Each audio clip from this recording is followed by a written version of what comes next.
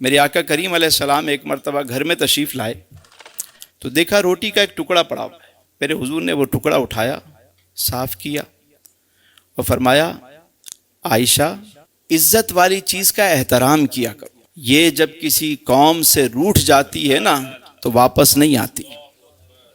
اب آپ دیکھیں کہ ہمارے ہاں کتنی بے قدری ہوتی ہے رزق کی.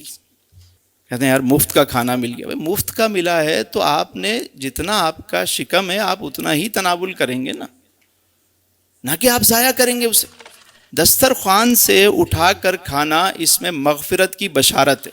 اور فرمایا کہ جو برتن کو صاف کرتا ہے, پلیٹ کو صاف کرتا ہے, وہ برتن اس کے لیے دعائے مغفرت کرتا ہے. یہ اناج جو یہاں تک پہنچا ہے آپ کے دسترخوان تک, کبھی آپ نے غور کیا کہ یہ چلا کہاں سے؟ 6 مہینے میں فصل تیار ہوتی ہے. کبھی آپ جائیں دیہاتوں میں, جو فصل ہے وہ 6 مہینے میں تیار ہوتی ہے, چاہے چاول ہو چاہے گندم ہو. اب فصل پک گئی, اس کے بعد وہ کئی پروسیس سے گزر کر جو ہے وہ چکی تک آتی ہے, پھر وہاں اس کو فائن کیا جاتا ہے, پھر وہ پیکنگ پروسیسنگ, پھر مارکیٹ, کئی ہاتھوں سے ہوتے ہوئے آپ کے گھر تک پہنچی.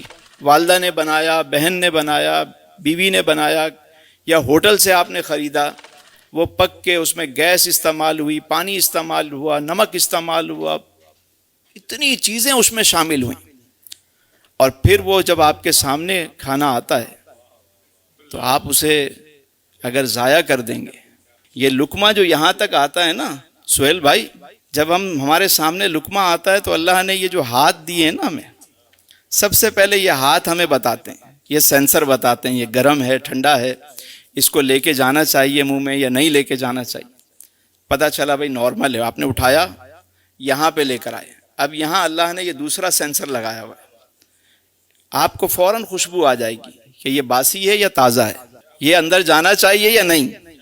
اب دوسری ناک نے بتایا کہ بھائی ہاں صحیح ہے, اس کو منہ میں رکھا تو اب تیسرا جو سینسر ہے وہ کام کر رہا ہے, دانت ہیں وہ بتاتے ہیں اس میں کوئی کنکر تو نہیں, پتھر تو نہیں, لوہا تو نہیں.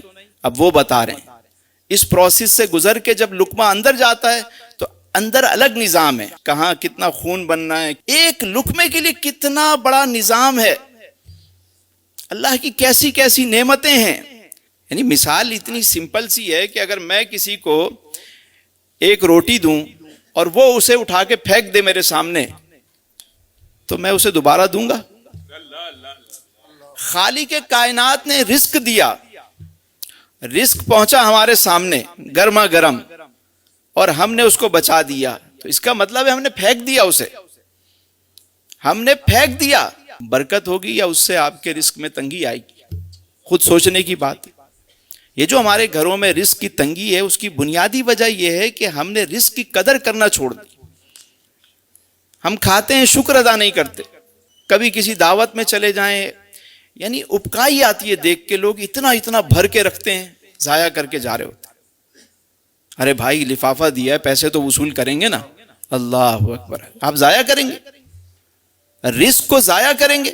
نہیں بھائی پیسہ دیا ہے, دعوت میں آئے ہیں, ذرا ان کو وصولی کریں گے.